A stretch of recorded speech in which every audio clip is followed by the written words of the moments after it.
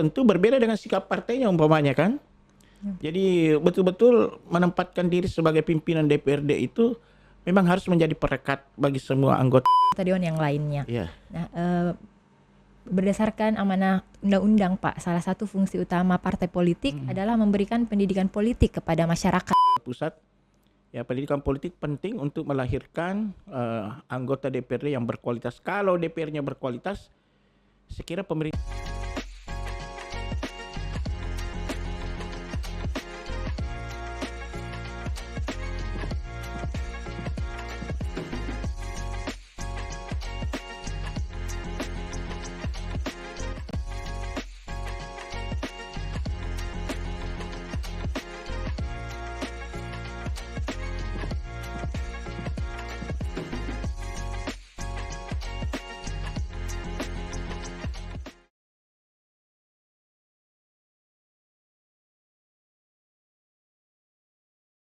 Assalamualaikum warahmatullahi wabarakatuh.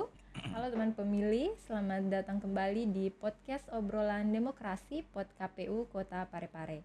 Dan senang sekali saya Willy dapat kembali membersamai teman pemilih di podcast kali ini.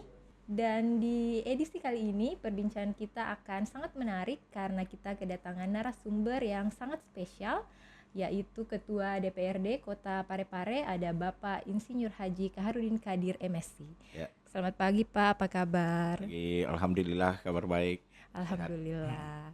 Baik Pak, sebelumnya kami dari KPU Kota Parepare mengucapkan banyak terima kasih Pak atas kesediaannya untuk hadir di podcast ini. Dan nantinya akan berbincang-bincang, berbagi informasi dengan teman pemilih yang menyaksikan podcast kali ini Pak. Baik Pak, mungkin langsung saja Pak tanpa berlama-lama sebagai pembuka mengawali perbincangan kita, mungkin bisa diceritakan Pak sedikit ke teman pemilih apa yang awalnya memotivasi Bapak hingga memutuskan terjun ke dunia politik dan mengabdi di legislatif Pak. Sebenarnya jadi anggota DPRD itu bukan cita-cita saya sebenarnya ya. Latar belakang pendidikan saya sebenarnya tidak terlalu mendukung untuk terjun di dunia politik. Saya ini sarjana peternakan. Baik. Saya kuliah di Unhas angkatan 87 di Fakultas Peternakan. Selesai tahun 92 dan saya sempat kerja di profesi lain bukan politik. Ya. Saya pernah kerja di Sumatera. Ya, pernah ke Sumatera. Kemudian nanti menjelang reformasi saya baru kembali ke Pare. Waktu kembali ke Pare, kebetulan saya bertemu dengan sahabat lama saya, senior saya, Pak almarhum Pak Yasin Mashab. Iya, Pak. Dia mengajak saya, waktu itu saya kebetulan ketemunya di dekat sekitar Senggol sana. Dia mengajak saya untuk naik ke mobilnya, kemudian keliling-keliling kota, pada akhirnya ke rumahnya Pak almarhum Pak Zain Katut. Mantan wali kota 2 periode. Rupanya di sana sudah banyak orang kumpul. Saya ketemu langsung Pak Sain karena saya kenal baik karena kebetulan tetangga. Waktu di Soreang tinggal, dan dia sampaikan bahwa dia lagi sementara berkeinginan untuk maju sebagai ketua Golkar, dan dia minta saya langsung untuk membantu dia masuk nanti di Golkar kalau dia terpilih. Baik. Dan alhamdulillah Musda Golkar waktu itu tahun 99, 98, 99 dia terpilih jadi ketua Golkar dan saya dimasukkan pengurus sebagai wakil sekretaris waktu itu. Dan mulailah saya bergelut dengan politik waktu itu ya.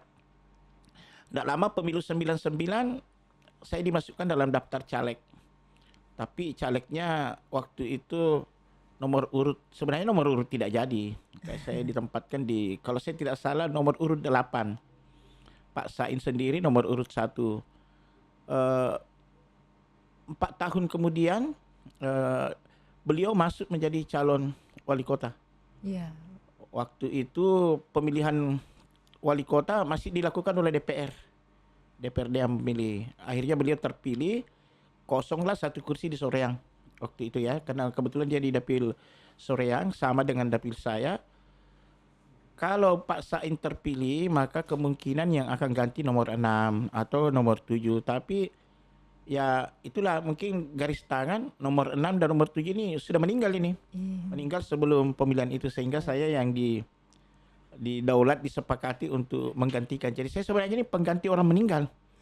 Jadi masuklah saya DPR pertama kali tahun 2003. 2003. 6 Desember 2003 saya dilantik pertama kali jadi anggota DPRD. Kemudian ikut lagi di 2004 jadi caleg, kemudian terpilih sampai sekarang. Ya, jadi begitu awal ceritanya sebenarnya. Baik. Jadi bukan cita-cita awal, karena saya memang sudah punya pekerjaan sebelumnya. Sempat jadi kontraktor juga. Ya, begitu jalan ceritanya. Ya. Jadi awalnya tidak ada niat ke politik, tapi karena situasi keadaannya mendukung ya Pak, jadi akhirnya terjun. Akhirnya terjunlah ke politik sampai dari 2023 berarti sudah 23 tahun kurang lebih ya Pak. Tahun. Akhirnya jadi kerasan juga ya, jadinya jadi asik juga. Ya. Baik Pak. Nah sebagai seorang legislatif Pak ya, khususnya saat ini pimpinan Dewan. Bagaimana Bapak membagi waktu Pak antara tugas di DPRD, kemudian partai, dan waktu berkualitas bersama keluarga Pak? Ya, jadi memang sebenarnya sebelum terjun ke dunia politik, memang harus ada komitmen ya, komitmen secara individual untuk lebih mementingkan kepentingan partai, kepentingan orang banyak dibanding kepentingan sendiri. Saya sendiri di Golkar waktu itu saya masih anak muda ya, masih bujangan, belum beristri. Saya persoalan waktu saya perjanjikan dengan istri saya sebelum nikah. Sebelum menikah. Ya, saya katakan kalau bertemu kepentingan keluarga dan kepentingan Golkar, maka saya lebih dahulu mendahulukan kepentingan Golkar dibanding kepentingan keluarga. Begitupun juga persoalan finansial, uang. Saya perjanjikan dengan calon istri waktu itu, kalau kita hanya punya uang 50.000 untuk beli ikan, tiba-tiba Golkar butuh 50.000, kasih Golkar tidak usah makan ikan. Jadi komitmen begitu harus dibangun secara individu, dan itu saya praktekkan sampai sekarang. Makanya HP saya ini boleh dicoba 24 jam tidak pernah off. Ya, 24 jam tidak pernah off. Ya. Selalu siaga ya Pak, siap gitu Pak. Iya, karena ada saja seperti kemarin ya, saya sementara bawa materi di Paskibraka, ya ada yang menelpon terkait dengan BPJS-nya tidak aktif, sementara dia di off time di rumah sakit. Sudah mau keluar tapi BPJS-nya tidak aktif, dan alhamdulillah tidak lama, mungkin sekitar 10 menit BPJS-nya aktif. Ya. Baik Pak. Ya. Nah, kemudian Pak sebagai Ketua DPRD periode 2024 sampai 2029, apa visi utama yang ingin Bapak capai bersama anggota Dewan lainnya Pak? Ya, kan tugas utama anggota DPRD itu kan sudah jelas di undang-undang diatur ya. Ada beberapa fungsi budgeting, fungsi pengawasan, fungsi membuat peraturan daerah. Artinya kalau ketiga fungsi ini kita jalankan, saya kira itulah fungsi maksimal yang harus dijalankan oleh DPRD. Tetapi tidak mungkin fungsi ini bisa kita jalankan kalau kita tidak punya komitmen tadi ya. Karena ini semua butuh pengorbanan. Ya, Perda itu tidak ujub-ujub lahir, tetapi itu butuh waktu. Pengawasan juga ke masyarakat itu juga butuh waktu yang memungkinkan menyita waktu untuk keluarga, menyita waktu untuk anak, menyita waktu istri. Ya, orang biasa istilahkan quality time ya. Itu pasti tersita. Oleh karena itu memang komitmennya yang harus kuat. Nah, kami DPRD Parepare, saya sebagai ketua bersama dengan teman-teman, saya selalu sampaikan di depan teman-teman, ketua DPRD itu bukan atasan. Begitu juga dengan dua pimpinan lainnya. Antara pimpinan DPRD dengan DPRD itu sederajat. Beda dengan di dinas ya. Kalau kita kepala dinas, maka yang lain itu adalah bawahan kita. Artinya kita bisa taktis. Tapi kalau di DPR tidak bisa, berbeda, karena ya boleh jadi anggota DPR berasal dari partai lain. Yang satu berasal dari partai lain. Tidak mungkinlah kita bisa memaksakan sesuatu yang tentu berbeda dengan sikap partainya umpamanya kan. Jadi betul-betul menempatkan diri sebagai pimpinan DPRD itu memang harus menjadi perekat bagi semua anggota DPRD. Dan pengalaman saya ini ketiga kalinya saya jadi ketua DPRD, seorang ketua DPRD kalau mau sukses itu harus bisa gridnya harus berada 2 step di bawah anggota DPRD supaya kita bisa menyelami perasaan teman-teman. Ini yang paling penting ini. Yang paling penting bagaimana bisa menjamin perasaan teman-teman anggota lain sehingga kalau ada sesuatu kita bisa selesaikan secara bersama-sama. Jadi memang pimpinan DPRD dan anggota DPRD sederajat sebenarnya, setara ya. Iya, Pak. Ya kalaupun ada ketua wakil ya itu kan tugas tambahan. Orang bilang the best amount the equality. Artinya terbaik di antara yang setara. Ya begitu. Jadi tugas tambahan saja. Baik, Pak. Jadi tadi poin pentingnya itu komitmen ya, Pak. Komitmen bersama ya. Dengan anggota dewan yang lainnya. Ya. Nah, berdasarkan amanah undang-undang, Pak, salah satu fungsi utama partai politik adalah memberikan pendidikan politik kepada masyarakat, Pak. Ya. Bagaimana Bapak melihat efektivitas partai politik di Parepare dalam menjalankan peran ini, Pak? Ini yang paling penting ini. Sekiranya semua partai politik tidak bermaksud ikut campur dengan partai orang lainnya ya. Saya berbicara umum saja. Sekiranya partai politik mampu seperti yang kita sampaikan tadi, Adinda, kemungkinan atau bisa dipastikan semua anggota DPRD yang duduk pasti orang-orang berkualitas. Pasti orang berkualitas karena seharusnya orang yang dicalonkan di DPRD itu adalah orang-orang terbaik dari partai.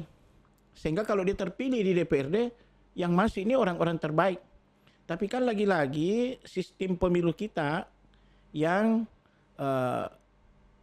finishingnya tidak mengharapkan seperti itu.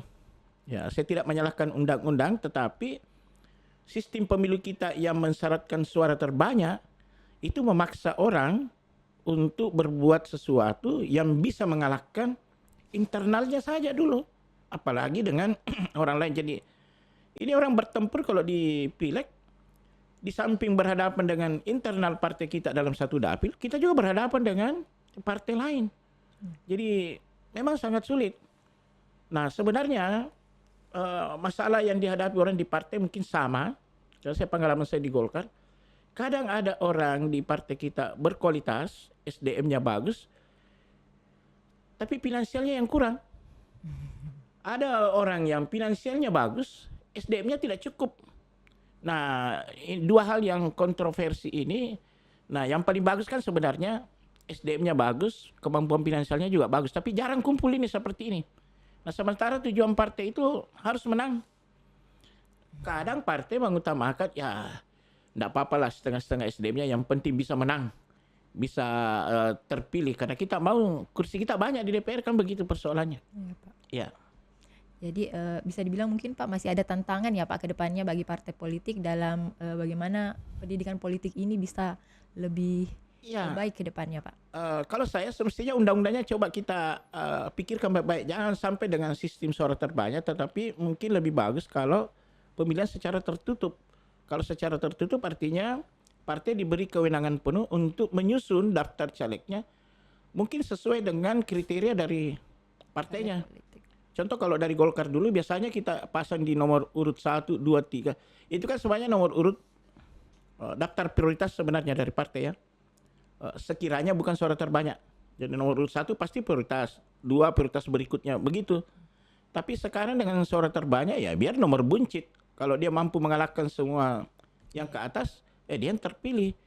Jadi memang pendidikan politik di setiap partai penting untuk melahirkan anggota-anggota DPRD di tingkatan mana saja ya, baik kabupaten, provinsi sampai ke pusat. Ya, pendidikan politik penting untuk melahirkan anggota DPRD yang berkualitas. Kalau DPR-nya berkualitas, saya kira pemerintahnya juga pasti bagus. Karena memang salah satu syarat yang untuk membuat sebuah kota maju itu, kalau pemerintahannya bagus, kepala daerahnya bagus, didukung oleh DPRD yang cerdas. Kalau ini saya kira pasti daerahnya maju ya. Baik Pak. kemudian pertanyaan selanjutnya Pak, bagaimana cara DPRD memfasilitasi Pak suara dari generasi muda, khususnya gen milenial, Parepare agar mereka tidak apatis terhadap kebijakan politik daerah Pak? Ya, ini menjadi pekerjaan di semua daerah ya, karena kalau kita melihat juga jumlah wajib pilih, ke depan ini wajib pilih yang tergolong muda itu mungkin sudah di atas 70% jumlahnya seluruh Indonesia. Sehingga komunitas anak muda ini penting untuk mendapatkan porsi tertentu. Kalau di partai kami di Golkar, memang ada porsi seperti itu. Disiapkan dalam setiap dapil pencalonan itu memang ada porsi untuk generasi anak muda. Ya Pak. Begitupun dengan kita secara institusi DPRD ini, kan kita sudah beri ruang sebenarnya ini. Kita sudah beri ruang, bukan cuma anak muda, tetapi beberapa komunitas-komunitas yang dianggap penting, itu sudah diberi ruang. Contoh kalau di Parepare, dalam penyusunan dokumen pembangunan, kita sudah menyiapkan ada khusus ruang untuk disabilitas umpamanya. Musrembang khusus disabilitas ya. Kemudian musrembang khusus untuk perempuan. Musrembang khusus untuk anak. Baru-baru ini kami terima komunitas komunitas anak.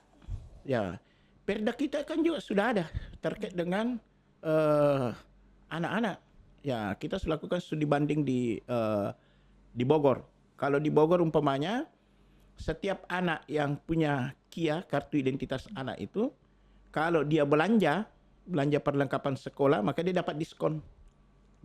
Itu artinya pemerintah daerah sudah memberi ruang atau peran bagi anak-anak untuk melakukan sesuatu yang terbaik untuk dirinya. Artinya kalau diberi diskon itu artinya merasa dihargai. Tentu ini menjadi semangat bagi anak-anak. Kita juga di DPR begitu. Iya, Pak. Selalu memberi ruang. Ini nanti kami rencana di APBD perubahan ini kami sudah janjikan di kantor DP3A itu coba ajukan, karena tahun lalu di pokok ini kurang mendapatkan porsi anggaran. Nah, ini anak-anak penting untuk penyiapan generasi ke depan di tahun 2045 ya, Indonesia Emas. Baik, Pak. Jadi kita minta nanti bukan cuma disiapkan perdanya, tetapi harus diikuti dengan kebijakan keuangan yang berpihak kepada anak ya. Kepada generasi muda ya. Ya. Nah, baik Pak. Kemudian masih terkait dengan generasi milenial nih Pak, generasi milenial dan Gen Z biasanya mereka sebut Pak ya. Apa strateginya Pak untuk melibatkan mereka dalam pembangunan kota Pak? Ya, kan begini, pelibatan anak-anak itu harus dua arah. Tidak bisa kalau cuma pemerintah yang mau, anaknya tidak mau, atau anaknya mau, pemerintahnya tidak mau. Jadi harus kemauannya ini sama-sama. Pemerintah juga mau, anak-anak juga mau. Oleh karena itu memang harus diberi ruang. Diberi ruang. Ruang bagi pemerintah itu menyatakan keberpihakannya adalah kebijakan. Kebijakan kalau di daerah itu macam-macam. Ada perda, ada perwali, disiapkan unit khusus pelayanan seperti dinas. Dinas teknis kan ada. DP3A itu instansi teknis sebenarnya untuk berperan menjalankan tugas seperti yang Adik sampaikan tadi. Ini yang harus disupport Jadi supporting sistemnya yang harus kuat. Kalau cuma bilang berpihak kepada anak-anak tapi tidak diikuti dengan kebijakan, aturan yang berpihak kepada anak, tidak diikuti dengan kebijakan anggaran, tidak diikuti dengan kebijakan dinas teknis, itu tidak ada artinya begitu. Ya Pak. Jadi kepala bidangnya ada. Jadi memang harus kelihatan keberpihakan itu bukan cuma lip service, tetapi harus dilihat dari perencanaan pembangunannya. Nanti dikatakan berpihak kalau dokumen pembangunannya itu kelihatan bahwa betul-betul ada keberpihakan. DPR sudah siapkan perdanya. Sisa diikuti dengan kebijakan pemerintah daerah. Tapi nanti di pembahasan anggaran perubahan ini tentu kami akan mendesak pemerintah daerah untuk memperlihatkan keberpihakan terhadap generasi muda tadi itu dan Gen Z itu ya. Baik Pak, jadi dalam hal ini DPRD selalu mendukung ya Pak pelibatan generasi muda ke depannya. Harus, karena kita mau di 2045 ini generasi emas ini harus tercipta. Kalau tidak, bangsa ini bisa gagal. Ya. Baik Pak. Nah kemudian selanjutnya Pak, berkaca pada pemilu dan pilkada terakhir Pak, bagaimana Bapak melihat tren partisipasi pemilih di Kota Parepare Pak? Apakah sudah memuaskan atau masih banyak tantangan ke depannya Pak? Kan berbeda itu tingkat partisipasi kalau pilkada dengan pemilu legislatif ya.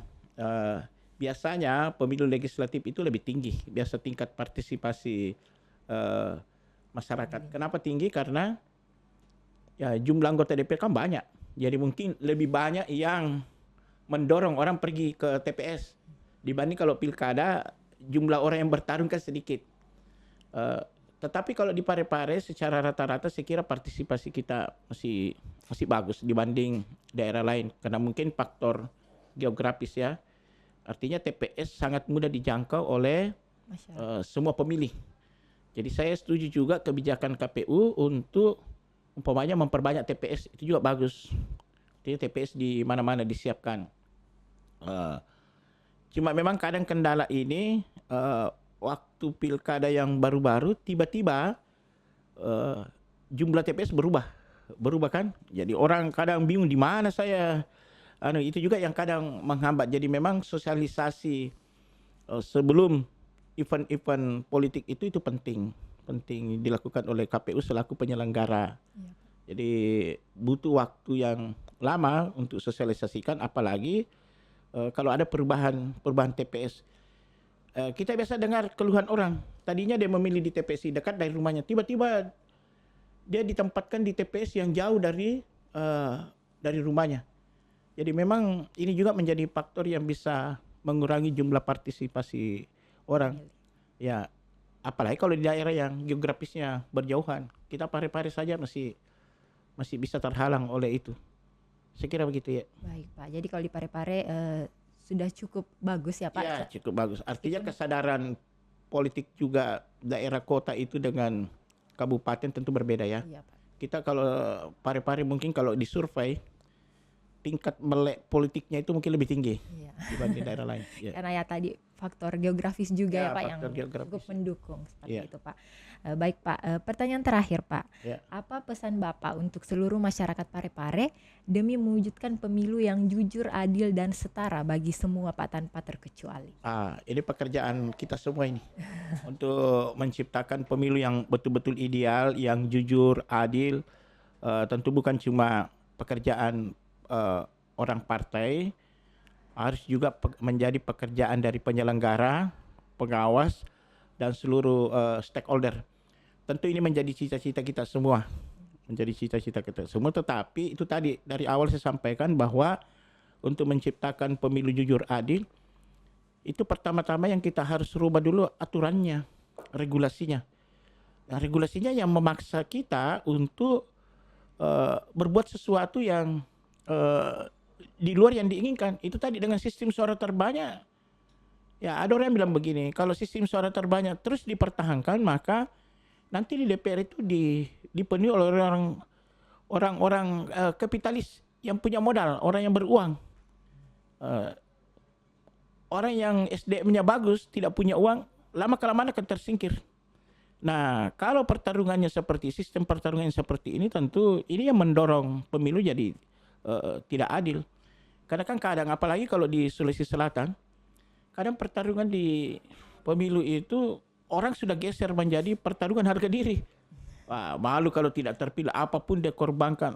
Ya begitu. Sehingga ini juga bisa memicu penyelenggaraan pemilu yang bisa tidak adil. Karena saya yakin jumlah pengawas pemilu sangat-sangat tidak memadai, tidak cukup untuk mengawasi aktivitas pemilu pada saat hari H atau sebelum hari H. Sangat-sangat tidak cukup. Parepare ini walaupun kecil tapi luas. Luas juga ya. Mana bisa kalau jumlah panitia pengawasnya sedikit, sementara yang mau diawasi ratusan orang. Tidak mungkin lah. Belum tim-tim sukses dari calon yang bekerja. Tidak mungkin. Oleh karena itu memang kesadaran yang harus ditumbuhkan. Tapi itu tadi harus didukung oleh regulasi yang tepat. Baik Pak. luar biasa Pak apa yang sudah Bapak paparkan. Semoga tentunya harapan kita bersama bahwa apapun nanti regulasi yang mengatur itu, yang penting mengutamakan kepentingan masyarakat. Ya, saya kira itu keinginan kita semua ya. Pak. Baik Pak.